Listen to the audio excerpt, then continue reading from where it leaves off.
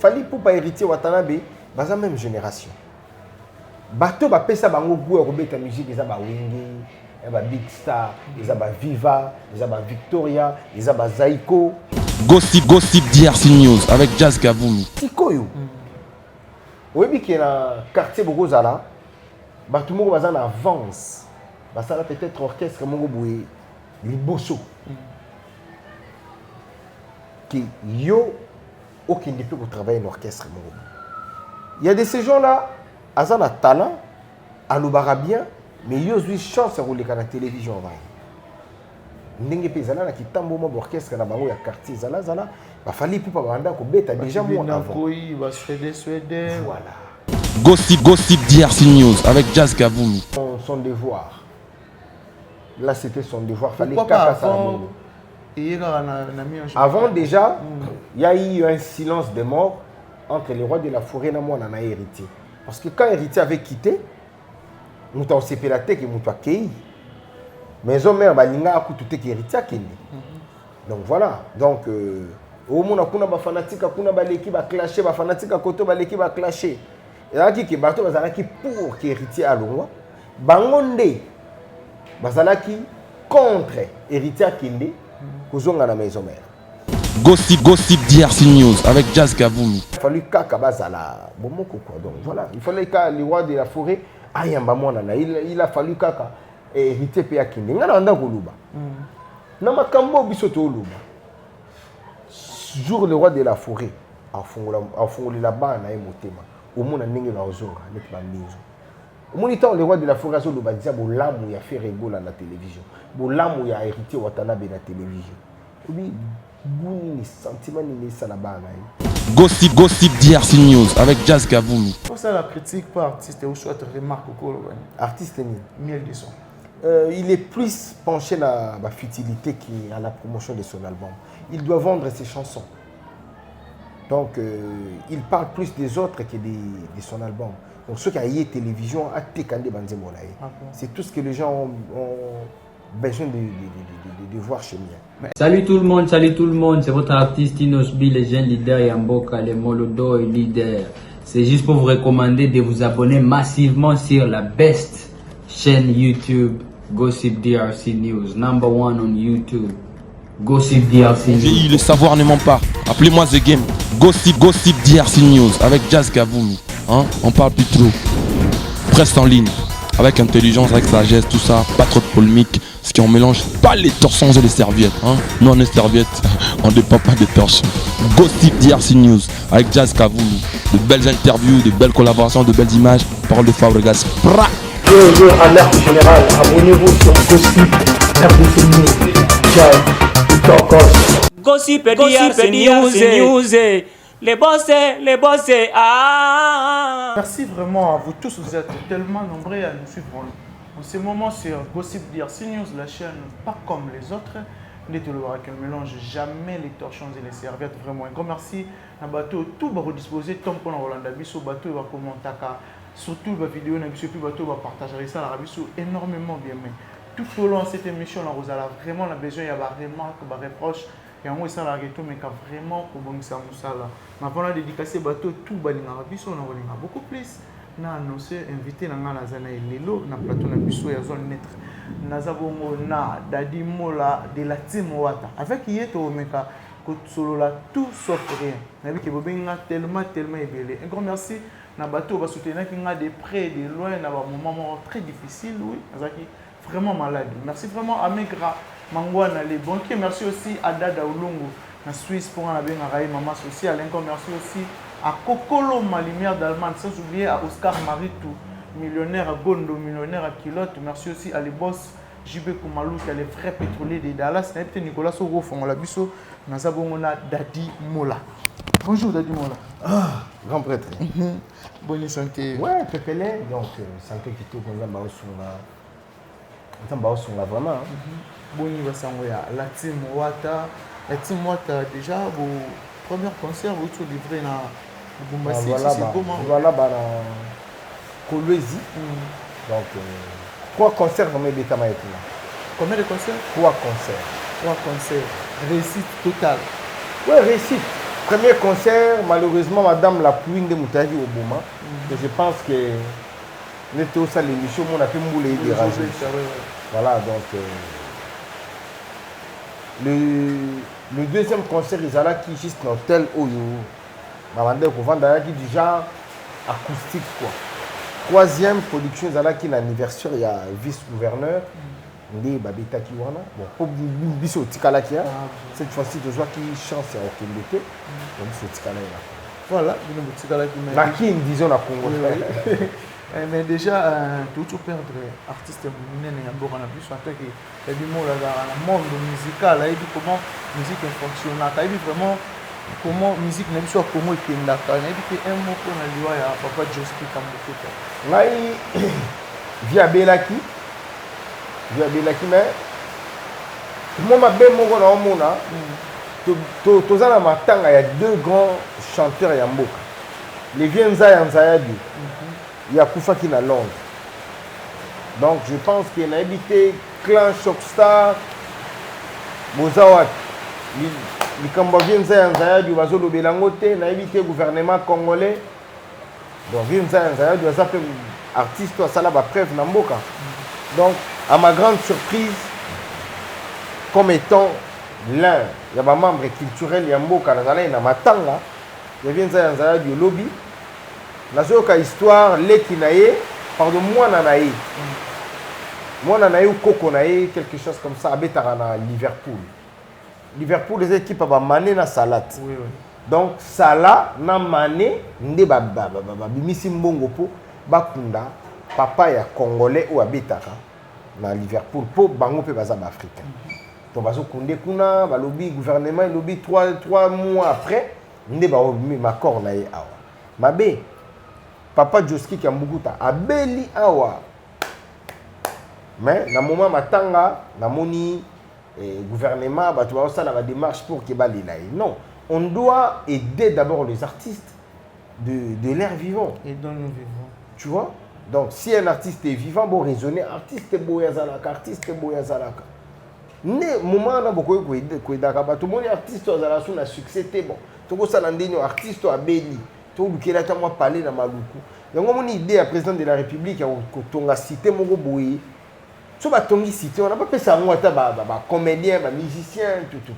Donc là mon niveau ma vient ça doit ça vraiment abandonné hier, j'étais là na yoki ba histoire.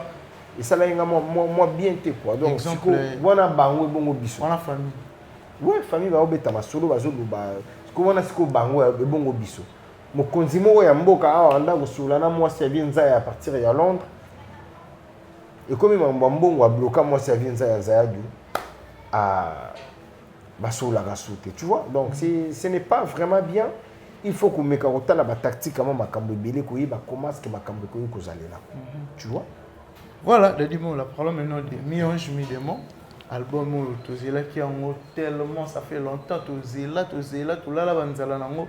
Les Mi-Ange Mi-Démon déjà dans le marché. Tous les deux. Ouais. Aujourd'hui, j'ai comment. Ah, Kitoko, hein? Sur le plan artistique, rien à dire.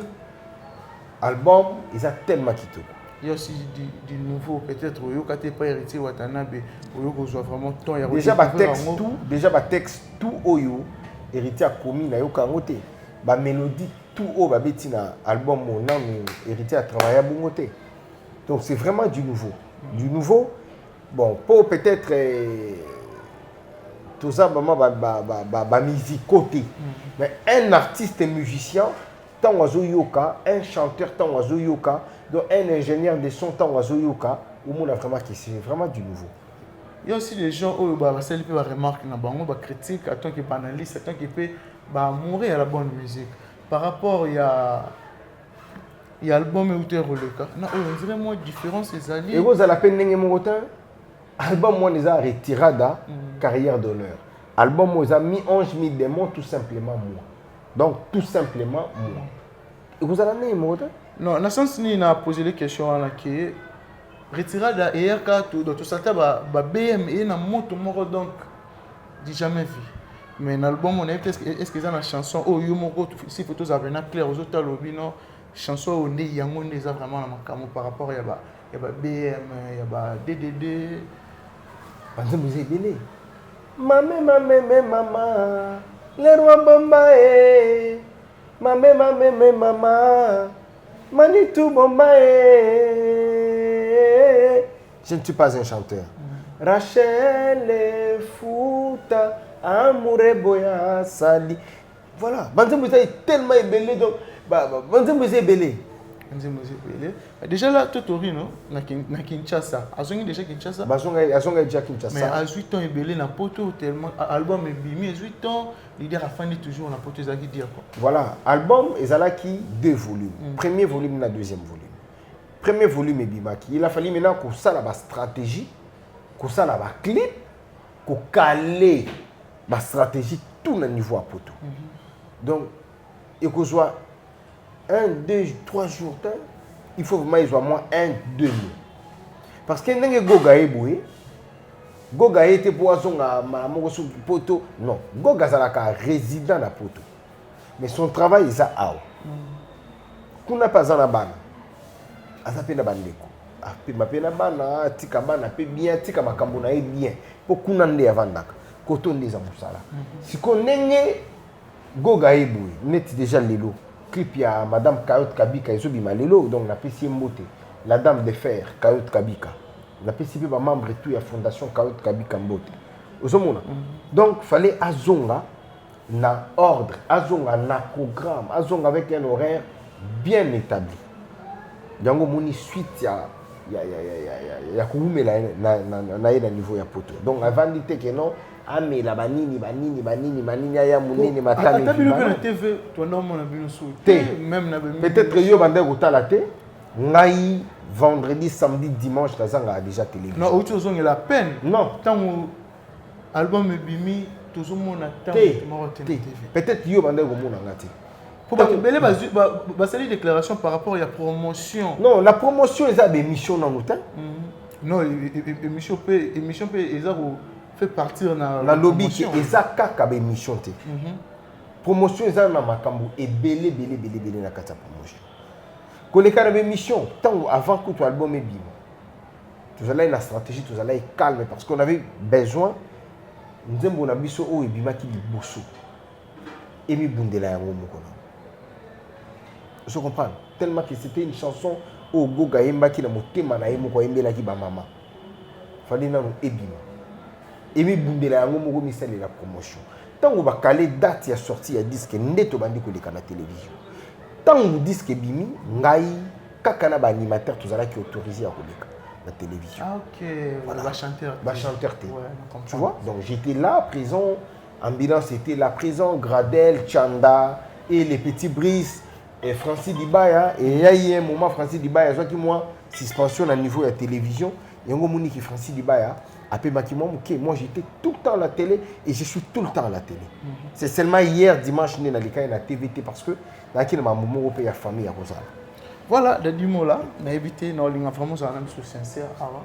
Vous en avez parti pour la bête à la team. Déjà, nous allons à bon côté. Biso na Congo, tu es héritier, on a tombé déjà, Totorino. Tout bateau tout on a conflit ya déjà mais comment la reconnaissance soit là pour reconnaître Fally Ipupa qui Fally Ipupa parmi bateau va passer goût ya rosa la musique na éviter bateau na bateau qui on a ba voler na bango na éviter la dimo là yo déjà tant na éviter ceux qui au courant au talent question on a payé titan paye auto tout nanga awa attends déjà il faut que tu comprennes moi makambo belé et puis tant que tu as lobby na sens ni il faut comprendre parce que Fally Ipupa héritier Watanabe bas la même génération bateau ba pesa bango goût robeta musique ça ba Wenge ba Big Star ça ba Viva ça ba Victoria ça ba Zaiko parlant de Tchebato ce qu'on a trouvé voilà sikoyo oui qui est na quartier Bogozala tout le monde va en avance. Ça peut-être orchestre Mongo Boué, Liboso. Qui yo aucun ne peut travailler en orchestre Mongo. Il y a de ces gens-là, ils ont un talent, à l'obara bien, mais ils ont une chance de rouler à la télévision. Ndenge pe zala na kitambo mo orchestre na bango ya quartier zala Fally Ipupa banda ko beta déjà moi avant. Suédé. Voilà. Pour ça, bon, voilà. Donc voilà. Pourquoi tu vas kozwango na sens mongo bo ceux qui goût ya ça la musique goga ko lubate ki fali pupa après ça goût ya ça la musique non. Goût ya ça la musique ça ba wungi na ndenga mabete na ndenga ignorance te. Fali pupa hérité ba na même génération. Même génération. Et le lot tout le monde dirait Watalati esprit moupé hein au Fabrigas avec un esprit moupé on a senti que na Wataye na ngoko mon réconciliation aussi et maintenant bien en réconciliation pour déjà basola na matin volonté na courage ya recruter que la papa na CD album na là c'était son devoir. Là c'était son devoir fallait pas ça avant déjà il y a eu un silence de mort entre les rois de la forêt et moi on a hérité parce que quand héritier avait quitté nous avons séparé la tête et nous avons accueilli mais aux mères balinga a coûté que héritier a kendi donc voilà donc au monde kuna ba fanatique kuna ba l'équipe a clashé ba fanatique à côté ba l'équipe a clashé et là qui bateau bazalaki pour que héritier a longwa bangonde bazalaki contre héritier a kendi kozonga na maison mère bateau peut bazalaki contre que héritier a longwa bangonde bazalaki pe contre héritier qui de côté là-bas et puis déjà les deux bazal déjà na vie moko opposé jamais ba yoka donc ba guerre wana mo ba clash wana de ça là qui moi silence moko boyer ça là et na moment où il y a plus rien donc il a fallu kaka bazala bomoko quoi donc voilà il fallait que les rois de la forêt ayamba mona na il a fallu kaka héritier pe akinde ngana nda koluba na makambo biso to luba jour le roi de la forêt a fongoli la bas na motema au monde ndenge na ozonga net ba mizo au monde temps le roi de la forêt so luba dia bolamu ya faire rigola na télévision bolamu ya héritier Watanabe na télévision obi buni ni sentiment ni ça la bas na papa zo reconnaît voilà c'est tout ce que les enfants entendent. Tu peux éviter avec faire rigola ceux qui vous a donc voilà. Mais déjà là, Weranson, bientôt je vais bêta Zénith na poto, a invité Banignos. Héritier Watanabe pas parmi bateau. Pourquoi pas? Héritier a sur la poise, elle a un problème à visa, il y a 2 semaines, limite. Azaka mutumo a son billet na donc Zénith toi les Zénith Oyo parce que héritier Lelo, c'est un général et on s'est ranaté à maison mère. Donc ceux qui considèrent wana et bêta mi Banignos sobaki et qui héritier à qui témoinité qui ils en a bien. Donc Goga sera de la partie. Goga sera on a mené peut-être que héritier Watanabe na miel de son ba bongisa. Problème il ko bongisa ce qui problème est là qu'est-ce que a problème. Mais tout ça on dirait guerre froide moi entre on peut pas ça ba collègue tout ti mambo to yebi mambo le kana wenge entre héritier na miel de son. Si quoi entre les deux guerre froide doit ne uta pas na biso to yeba te avoir royal lobby ou pas ya lobby héritier yoko tous nos amis placés à expliquer biso koyo ozala na maman ensemble na wenge yebi que non héritier miel sont des frères ou ngana yebi yango. Mais est-ce que vous avez l'album en 1200? Pourquoi pas? Préambule. Nananda route. Wana nzembo pokangi. Et Kukanga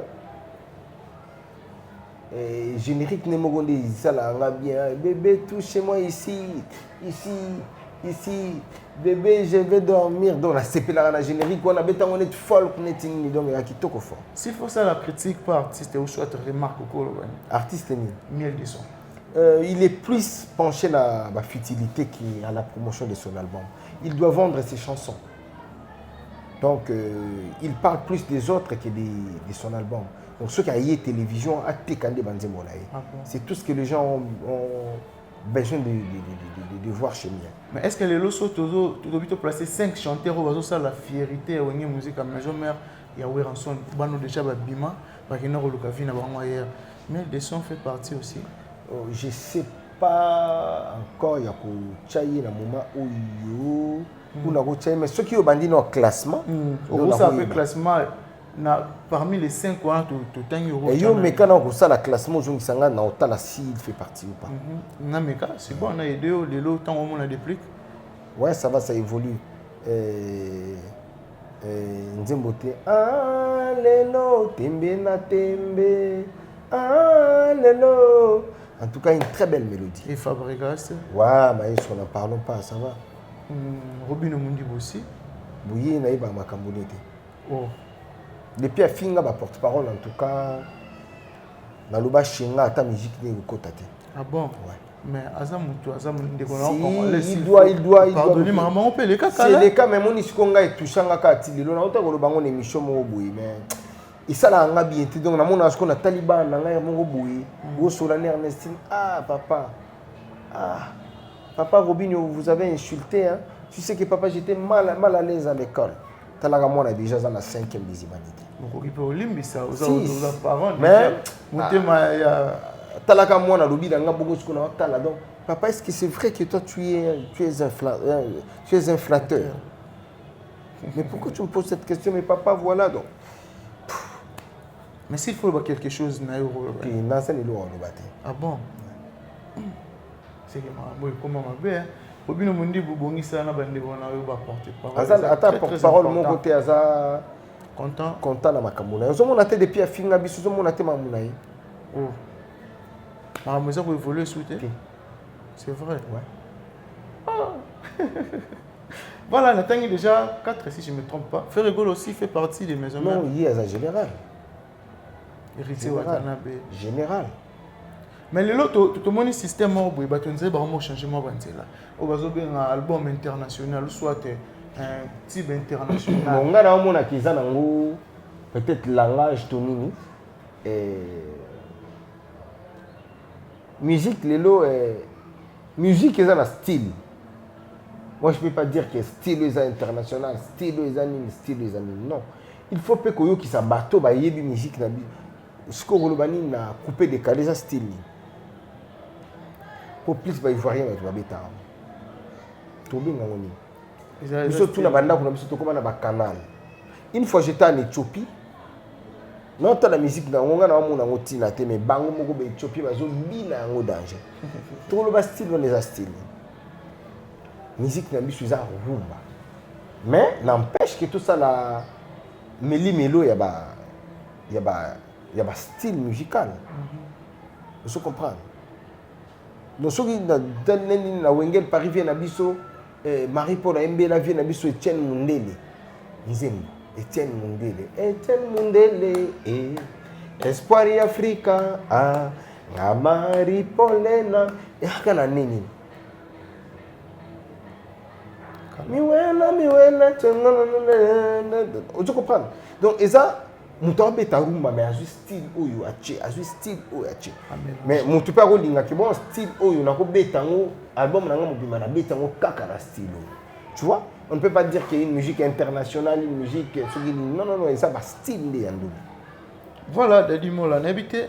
Autour sur le vélo, très capital par rapport à une série de porte-parole. Le Botigan est l'homme en montagne. Est-ce que Bino peut vous avoir une organisation? Très organisé. C'est vrai. Ben oui. Vous avez une association? Ben oui. UPAMCO. Oui. UPAMCO, donc tout ça, on coûte dans ce moment, dans l'accès des porte-paroles sont là. Tu vois?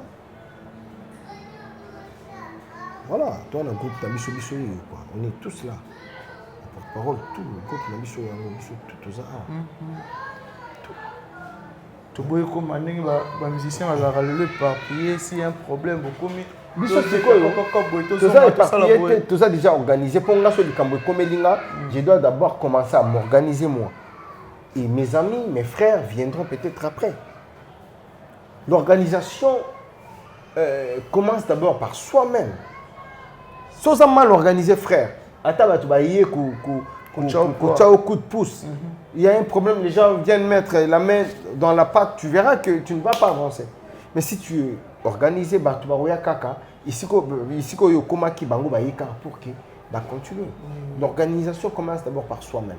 Nga, nanga batanga bien. Nga, moi si nanga aza bien. Nga, naliaka moi bien. Nga kwa batu na futa ango, moi sans problème. Donc, et nga moko pe moi crédit na tchaka, moi méga na tchaka. Nakozala nzala na tongo ti avant to comme à 14h 15h au mona, nous on etoki chenga na pa. Voilà. Mais il y a aussi des dans ma confort, on a vu déjà pour appeler ça Raukan là peut-être il fallait pas y embrasser carrière.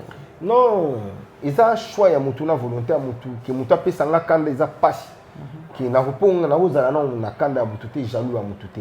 Même dans le domaine tout il y a ceux-là qui les font mal aussi. Attends bino ba chroniqueur européen ba bien mon chroniqueur boye pour nani. Donc toute règle mérite toujours une exception. Tant que biso ba vrai tout ça wana donc tout est bien. Tout est bien. Voilà, tous on a vraiment dans la team Wata Sikoyo. La team Wata, est-ce que vous pouvez cette différence il y a retiré dans la team Wata ou attirer les sons à Kati. Retiré dans la team Wata. La team Wata et Nami Ange Midemo. Oui. Retirada tozala pressé ya bimisa banzembo na biso retirada ezala qui essaye mais oh ils a confirmation. Donc déjà différence au bato oninga osala to meka olongola mo moke. Ça c'est vraiment un album il y a confirmation. Héritier Wata sala orchestre, Héritier Wata existe et puis il existera toujours. Album à liboso ezala qui bon Héritier a tient album total là. C'était ça. C'était ça. Voilà, de dire moi là, n'hésitez si pour lancer message Morisa clé na bafan ya la team Wata bateau balinga vérité Watana be bateau balinga ko pousser bango ko soutenir vraiment orchestre et héritier Watana be n'hésitez vous avez déjà ba rep wa programme ba concert ezali pour ne biya ramtuna tembe baninga baza ko annoncer encore arena Zénith de Paris tu habite hier aux la biso na salle nini. Non, bah projet Zali, bah programme ça est belé et il y a belé. Déjà né tout tel voilà bato yaki et toujours tala na CG na ba manager na Eli Mobutu et Sylvain BH ba solo là Charlie Rubenga CG na biso puis ba Rubenga nga pe directeur ya marketing po na zo o ba ko zo comme conclusion na la télévision nga na master nga Francis Libaya frère nanga. Et bah donc boyoka bah programme est belé na biso qui album ou is album à confirmation oh besoin te na retirer dans l'album au besoin bah comme ça belé accord arena oui les grands mots pas voilà en fait on a accord arena voilà et les rois de la forêt en fait na Zénith donc ça fierté na biso ba congolais biso peta motoko tcha so qui peut Bercy so qui peut nini bon soutenir biso peka. Voilà mot de la fin et puis dédicace na bateau. Mot de la fin album déjà yango wana isa sur les marchés. Bon somba yango tous les deux volumes déjà volume 1 à volume 2 coffret déjà ebima na alimentation eska bozwango na ba station Total bozwango et puis déjà lelo yo réunion ezali pour na ba place mosusu autour linga kende ko tcha yango et puis avant ma production mosusu banda il faut conférence de presse déjà héritier azo mi bongisa pour la conférence de presse ce qui ka conférence de presse pas les bougisco ba programme ya calendrier na biso ndenge kozalila na pesi mbote na l'américain vient na ngai Fredingo ma le coutumier vie mabele et puis ba lobby ko so manda pour na poto ça fait grâce et puis organisation vie déjà la state wana taba 3 palais vraiment donc vient na Fredingo ma les coutumiers au tel côté qu'on a même organisation quand on a les boss pas tout chitemu motema ya maman Marie Paul a kepoto akomi ko somba ko tonga lisusu ya pas tout chitemu no sala biso boye poani la pesi mbote na Olga Lukemba ba petita Chimène Batete les américaines moko boye ba mbote na bino et Popol Kabea happy birthday to you my brother depuis les États-Unis pe donc ba joyeux anniversaire la part ya Dadi Moula ton frère. Il y a Jordi Samba, le procureur autrichien. Nous avons bongo Baby Lokula Mastananga et Baby Lokula Yoebi. Yamotema. Eric Pire penalty valable. Hein, chance loko pamba. Mais kati na nkolo. Chance loko pamba kati na nkolo. Eric Pire penalty valable. Na pisimbote na Gaga R9. Les grands mouscadors. Joyeux anniversaire à toi frérot. Et dans une compagnie na yo lisusu compagnon de lutte Dutch Wankunga de Switzerland na ebiki together on est ensemble my brother tous ensemble on a base na ngai mikili et na koposa la te kopesa mbote na Yaya Malamu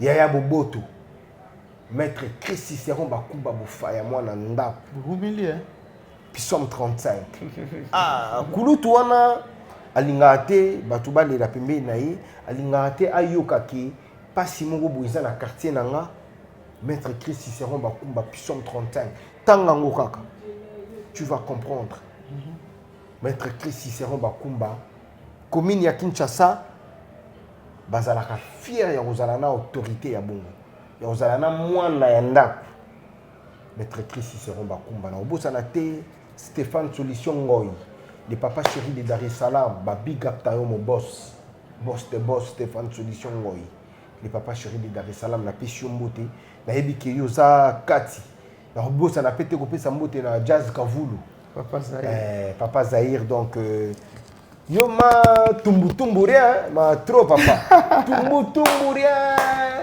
na obosana te mastananga yo casserole et bah rêve na biso vraiment comme un fantasme quoi donc yo casserole bambote ya trop bisika ozali ba tout o balingaka dadi mula nazo répéter vie nanga Freddy Ngoma bambote ya trop les boss mukefu mukendi hein mais au boss mukefu mukendi boatad to comme déjà héros ya bienvenue Malembe mon boss bienvenue Malembe balobi kafunfu na maboko ba ona otanga ba grand frère nanga ba famille ba master exactement ba tout le monde ba matolo to nini donc voilà ma grand frère ba master donc en tout cas voilà donc vient nanga Freddy Ngoma les coutumiers ba mbote ya trop et maître Chris Cicéron ba kumba bofaya so na otanga kumbo ezozonga po na ba nostalgie ebele na mutu nanga po vous avez reconnu ça voilà merci vraiment les boss pas tout chitenu sakana na avion quand ndenge comment on sakana na avion et les boss d'Adakanda boss d'Adakanda il m'a kata Cape Town number 1 na kata Cape Town na boss d'Adakanda voilà Kanda d'Adakanda Kanda wow donc number 1 na kata Cape Town na zomo na Patrick Kaleu procureur donc mila ya team watawana opesi boss Stéphane Solution Ngoyimbo tetin boss Stéphane Solution Ngoyi ya mwana vraiment papa chéri de Dar es Salaam papa chéri à Dar es Salaam donc c'est-à-dire déjà celui de Dimo l'a confirmé c'est na ebisio ki makamboza na pesi mbote na papa malamu ya Ison gare centrale mambote ya trop et la fondation Aristote Mtoua et son excellence Aristote Mtoua en tout cas moi je vous salue et jeune hein, un jeune atimongo na ye anje po kaka peuple congolais azali sungi po kaka peuple congolais azala au point en tout cas bambote ya trop bisika ozali mon boss tout ça vraiment ensemble son excellence Aristote Mtoua. Voilà, merci vraiment TV de Kimarasima. Merci na bateau tout ba disposer qui temps vraiment pour nous la biso bo hésiter surtout pour partager vidéo ya mokolo lelo ça la biso énormément bien. Un grand merci déjà à Nathan Poutou, garçon Nat, c'est-à-dire que Banatou ya Nat ba pesa confiance na bango pa na yo. Merci aussi à Maître Waza. Oh les suprêmes Belgique les suprêmes Maître Waza rêve ya ba garçon tout ya Belgique Maître Waza et yo yango wana vraiment place aux alliés. Merci aussi à Cynthia Lumira depuis Portland, mais un grand merci à Dada Olongo na Suisse, papa Feli Omatoko, Dada Olongo. Merci aussi vraiment à mon ami Megra Mangwana, les banquiers, sans oublier à Pitis Loubalama, Pitis Galian aussi. Merci vraiment na bateau tout balinga biso, tout mon ani bongo au prochain numéro.